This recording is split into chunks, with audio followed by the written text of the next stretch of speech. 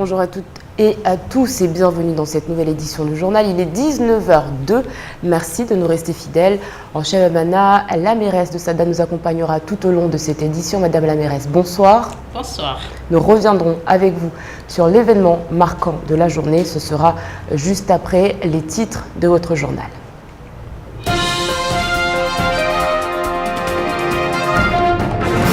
Mohamed Hachim, ancien grand cadi de Mayotte, n'est plus. Mayotte en deuil et des centaines de notables sont venus lui rendre un dernier hommage cet après-midi à Sada. L'homme s'en est allé hier soir à l'âge de 74 ans. Aujourd'hui, de nombreuses personnalités ainsi que ses proches se sont recueillis une dernière fois. Les agents de la direction logistique et des moyens du Conseil général ont entamé leur deuxième jour de grève ce matin. Des grévistes qui étaient mobilisés à l'intérieur du site de Kaweni. Toujours dans l'attente de réponse de la part de leur direction, ils continuent à dénoncer leurs conditions de travail. Et puis il aura fallu moins d'une heure pour démonter cette case en tôle. Ce matin, les propriétaires du terrain situé au niveau de la descente Sogea sont arrivés avec des arrache-clous et divers autres outils. Un seul but selon eux, ne plus permettre à ces hommes de s'installer illégalement sur leur terrain sans autorisation.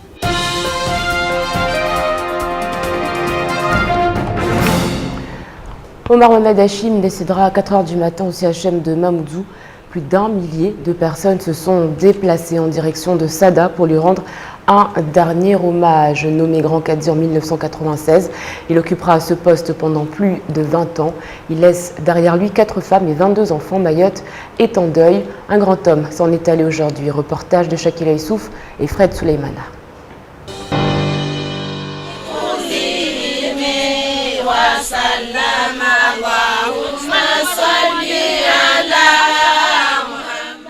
Humilité, c'est ce qui définit l'ensemble des membres de l'entourage de Omar Mohamed Hachim, venus pour lui rendre un dernier hommage.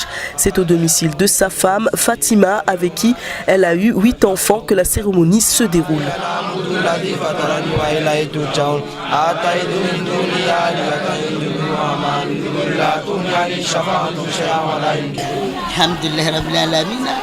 Kukababo rekarimana kuzondrahi andongoza nhadisia uelewa ta mwezi Mungu alisalimisha kitwako akonhira tumshe wangu ikaitosho kati akona mamshe wangu tonkada takada namna komhira mme wangu tonkada takada basi ikaitosho kapa.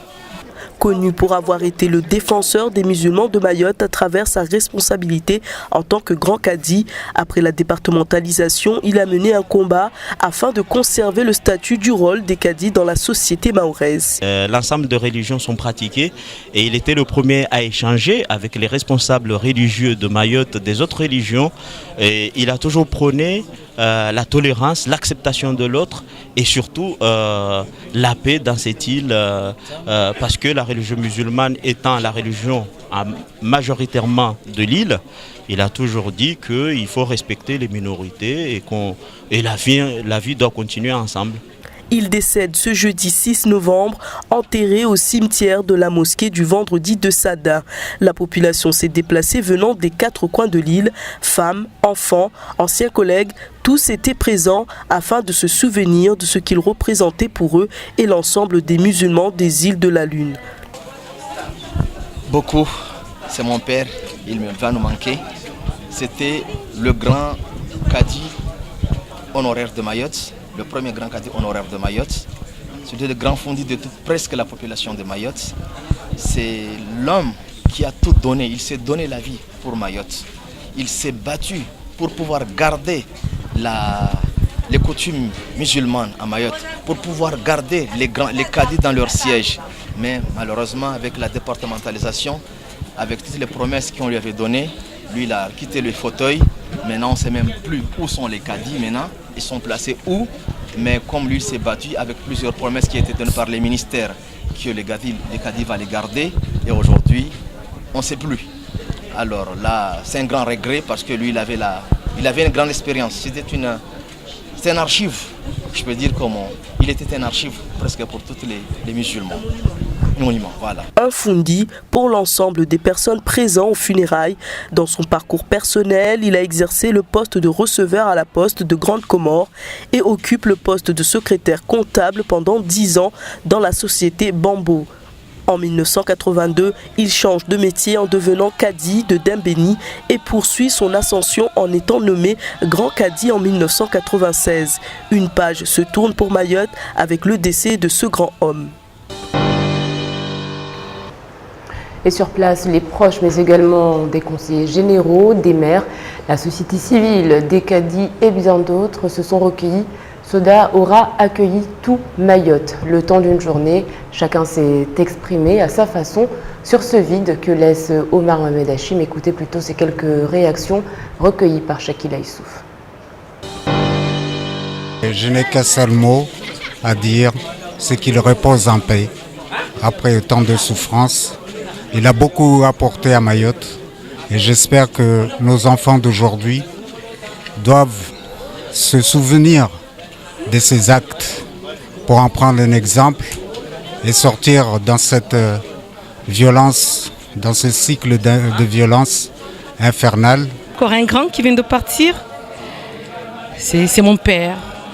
Il m'a mis à l'école, mais qu'est-ce qu'il était grand, comme on dit. Ce que je dirais de lui, c'était quelqu'un qui avait un esprit très large, qui savait comprendre les petits et les grands, mais qui avait aussi les valeurs, la justice, en lui, de la religion, mais en lui aussi au niveau de la société civile, qui savait toujours concilier les choses. Il était un vrai médiateur. C'est un homme extraordinaire parce que je crois que c'est quelqu'un qui a toujours cru en ce qu'il faisait et moi je me retrouvais dans l'action qu'il menait. Je pense qu'avoir été parmi ceux qui faisaient en sorte que notre tradition perdure.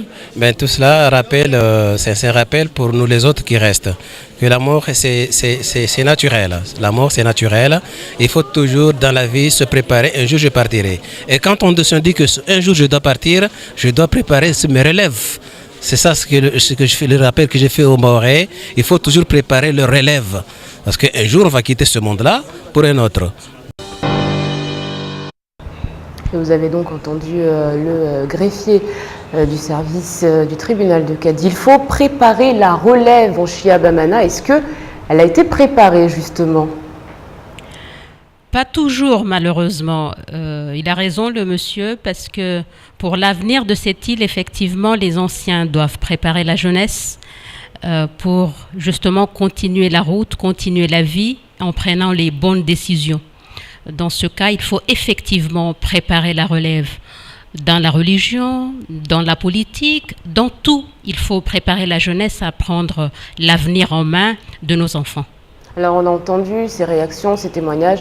Un grand homme, quelqu'un qui avait des valeurs, quelqu'un qui avait un esprit ouvert. Est-ce que vous l'avez personnellement connu ? Est-ce que vous vous reconnaissez dans tout ce qui a été dit ?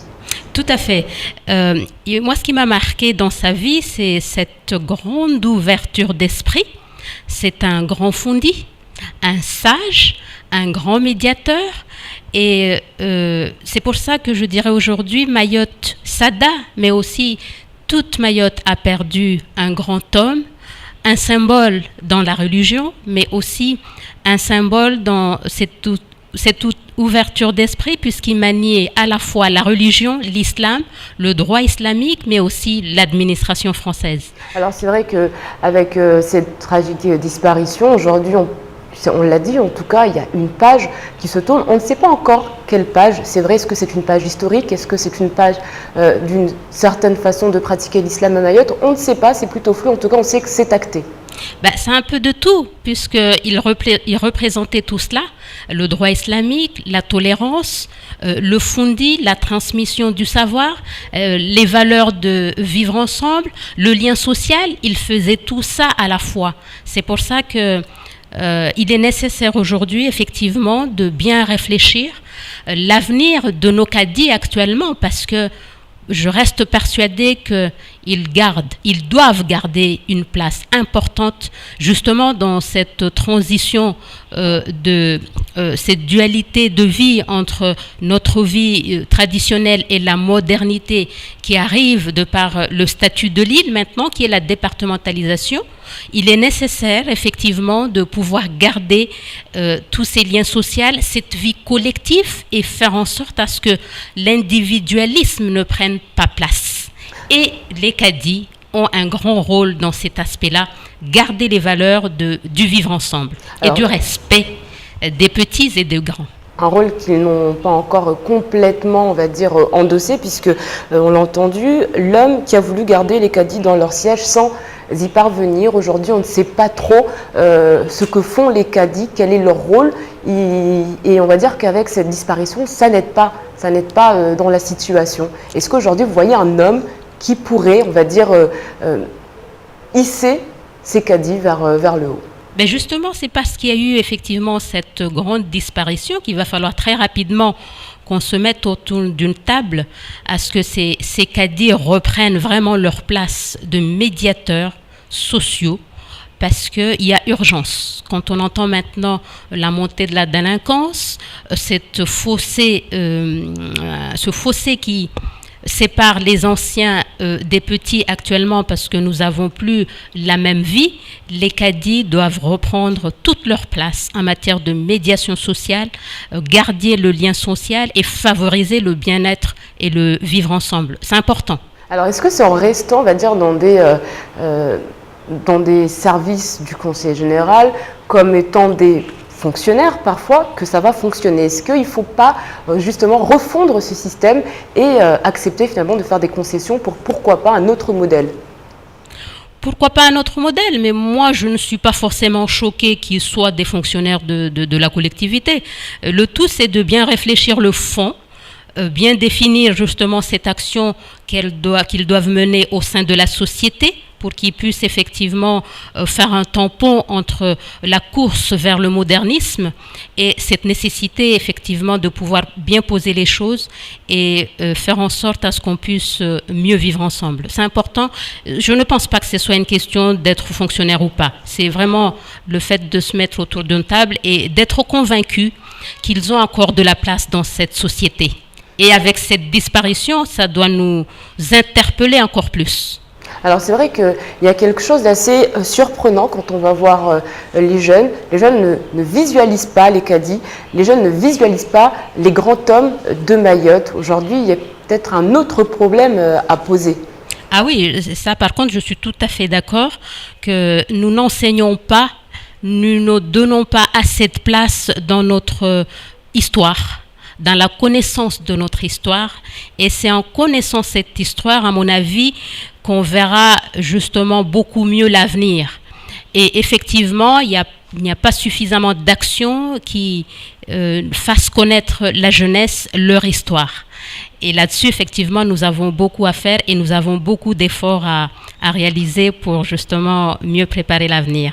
Quelle solution quand on sait qu'au lycée, par exemple, Younoussa Abamana, beaucoup de lycéens ne connaissent pas ce grand monsieur. Ils se disent, voilà, on est dans un lycée, il s'appelle comme ça. On ne sait pas vraiment ce qu'il a fait pour Mayotte. On ne sait pas ce que le grand cadi a fait pour Mayotte. On ne le visualise pas. On ne sait pas à quoi il ressemble. C'est à nous de le dire à l'État pour qu'on puisse effectivement au niveau... C'est un travail qui a été oublié.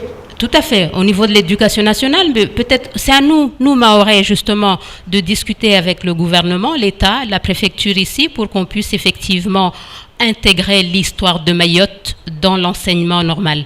C'est une nécessité. Si on ne pousse pas dans ce sens-là, effectivement, on va oublier notre histoire. Non seulement on va oublier notre histoire, mais on ne sera rien d'autre que vouloir imiter des choses qu'on ne saura pas. Je pense que l'identité, c'est d'abord de savoir qu'on est vraiment mahorais. Et une fois qu'on sait vraiment d'où l'on vient, on sait là où on va.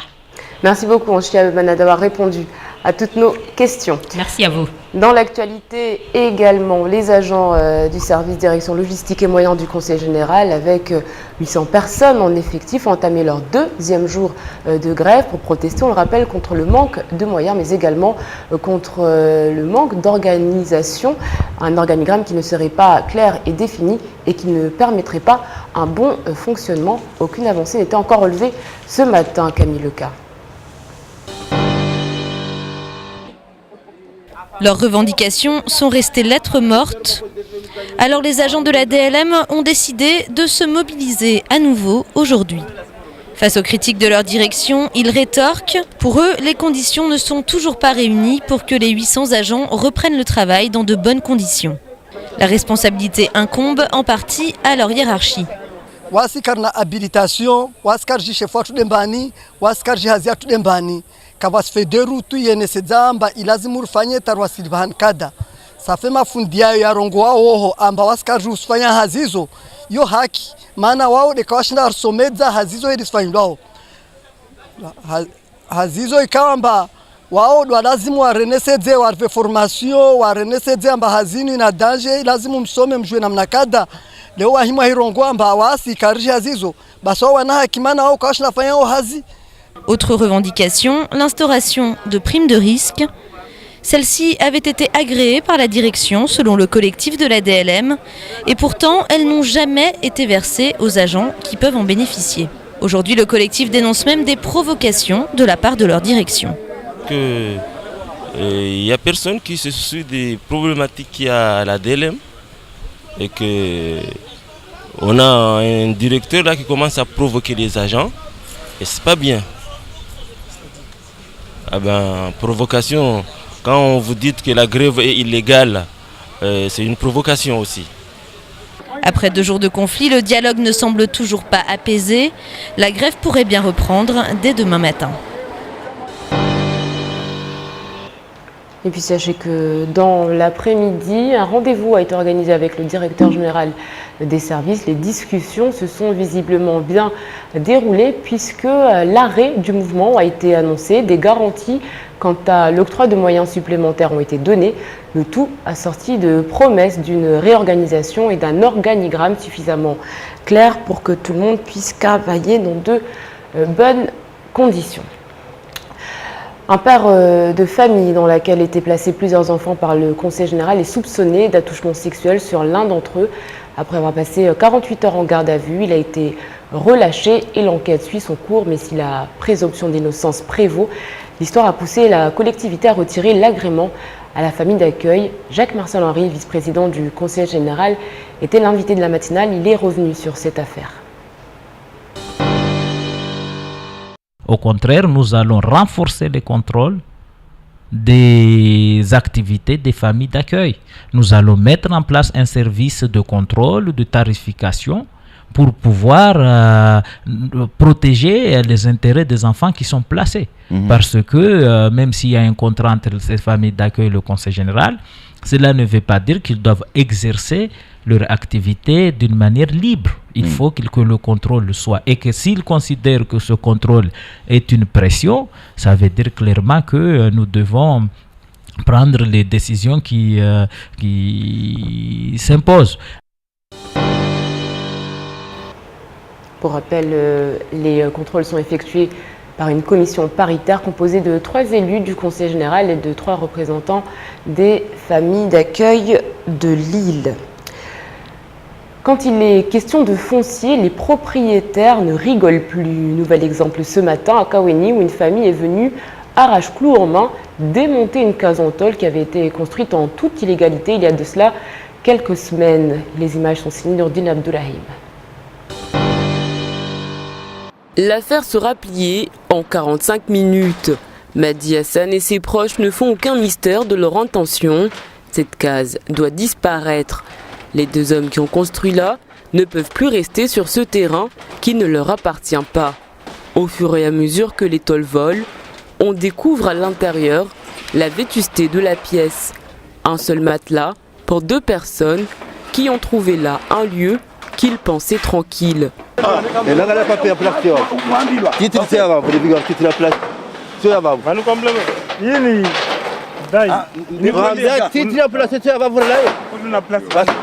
Alors.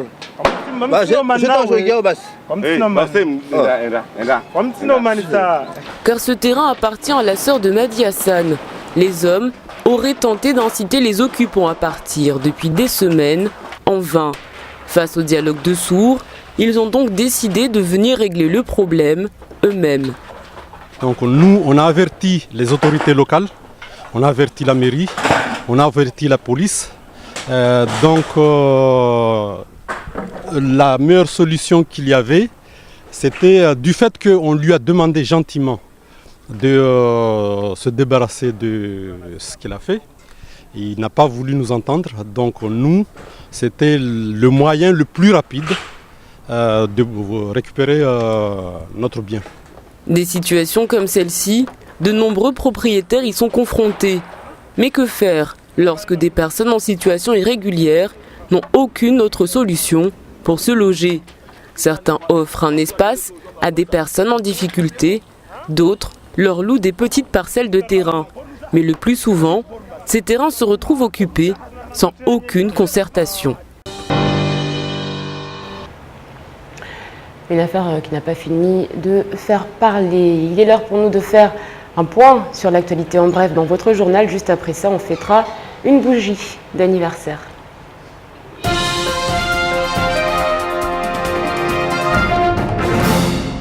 L'INSEE a lancé une enquête statistique sur l'activité des entreprises de Mayotte début septembre. À ce jour, seules 300 entreprises ont répondu. L'INSEE renforce donc l'enquête postale par un dispositif de relance par téléphone et sur le terrain. L'opération de relance téléphonique concerne 200 entreprises. Sur le terrain, les enquêteurs démarchent les autres entreprises pour récupérer les questionnaires. 1000 sont concernés. Cette enquête est réalisée en partenariat avec l'Agence française de développement et le ministère des Outre-mer. Les réponses sont primordiales pour analyser les secteurs économiques de Mayotte et élaborer des comptes économiques. Un mouvement de grève n'est pas exclu pour le SNUPP. Le syndicat dénonce la baisse de la DSI. Les élections professionnelles approchent et la lettre mensuelle du syndicat majoritaire de l'enseignement du premier degré s'y consacre en entier. Le SNUPP dénonce un changement de traitement qui était prévu mais qui a été activé sans concertation. En effet, depuis 2011, les instituteurs de Mayotte percevaient 218,13 € ou 272,67 € de DSI, dotation spéciale instituteur. Le vice-rectorat a décidé de mettre en œuvre avec effet rétroactif la baisse demandée par le ministère et donc d'opérer des retenues sur salaire pour le trop perçu. Ainsi, jusqu'en août 2015, les instituteurs percevront en net 167,70 € et 209,62 € avec majoration familiale. Projet artistique inédit à Mayotte, le spectacle Msikano est un projet chorégraphique qui s'articule autour de la rencontre entre 8 danseurs amateurs mahorais de l'association Hip Hop Evolution et 3 danseurs professionnels. Résultat, un spectacle original permettant de renouer avec une composante essentielle de la danse hip-hop, la rue. Il offre également différentes approches artistiques.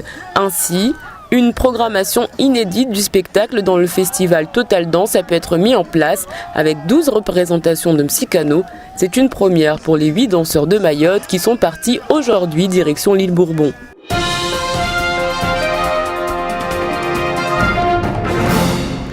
Une convention de partenariat a été signée ce matin devant la presse entre la compagnie EWA Air, le Club Export Mayotte et la Chambre des métiers et de l'artisanat. Elle prévoit des avantages pour les adhérents des deux entités. Mais cette conférence était également l'occasion pour le PDG d'EWA de faire le bilan après un an d'existence. Camille Leca. Des signatures, des sourires, 2-3 photos et voilà les 3 nouveaux partenaires. La compagnie EWA, la Chambre des métiers de l'artisanat et le Club Export Mayotte sont désormais liés par une convention. Une convention qui prévoit la mise en place d'une franchise supplémentaire de bagages pour les ressortissants de la CMA et plus de flexibilité dans les réservations pour les adhérents du Club Export. Pour la présidente de ce dernier, l'opération est très rentable. C'est primordial en termes d'avantages donnés aux entreprises. puisque cette convention nous offre la possibilité de modifier des billets sans frais, à concurrence de 70 € par sens, c'est-à-dire 140 € aller-retour, en sachant que le premier prix d'adhésion au sein du Club Export, c'est 200 € pour les entreprises qui font moins de 300 000 € de chiffre d'affaires. Ça veut dire qu'avec un billet modifié par an, vous compensez pratiquement votre cotisation. Il y a quelques jours, EWA soufflait sa toute première bougie. La conférence de presse a donc donné l'occasion au président de faire le point. 15 vols par semaine, 7 destinations desservies et plus de 36 000 passagers transportés. Un bilan plutôt encourageant selon lui. Et Marie-Joseph Mallet tient surtout à souligner la dimension locale. Je crois que c'est une compagnie mahoraise, ici ancrée, basée en fait à Mayotte, et c'est la seule compagnie évidemment qui soit basée à Mayotte, dont les intérêts sont intrinsèquement effectivement liés à Mayotte et qui rayonne au départ de Mayotte. Et je crois que l'appropriation que les Mahorais se font de cette compagnie, et je peux le sentir au travers des témoignages, au travers de ce qui est dit, au travers de la signature de la convention aujourd'hui qui montre qu'on est bien ancré dedans, ça c'est un élément pour moi extrêmement fort et extrêmement prometteur. Une compagnie mahoraise avec des effectifs mahorais. Sur les 19 salariés, 60% sont issus du département. Pour 2015, EWA a encore un objectif, celui d'atteindre l'équilibre. Et pour ce faire, la compagnie mise sur des projets, comme le développement de vols à la demande en période de pointe, et pourquoi pas l'ouverture à de nouvelles destinations. Et pourquoi pas en effet. C'est la fin de cette édition, merci de l'avoir suivi. Dans quelques instants, la météo d'Ornay-la-Périne, suivie du journal en mahorais et du temps de parole. Demain, journée internationale de l'écrivain africain. En effet, depuis 1992, à l'initiative de l'Association panafricaine des écrivains, la journée du 7 novembre est consacrée à l'écrivain africain. Parmi les pays qui participent de façon conséquente à cette journée, notons les efforts entrepris par le Sénégal. Et c'est d'ailleurs pour cette raison que nous citerons David Diop, écrivain sénégalais, qui aura dit « L'amour est la seule chose que le partage grandit ». N'oubliez pas, vous pouvez nous retrouver à Paris grâce au M5 en multidiffusion. On se retrouve demain pour un journal un peu particulier. Excellente soirée sur KTV. Kwaheri.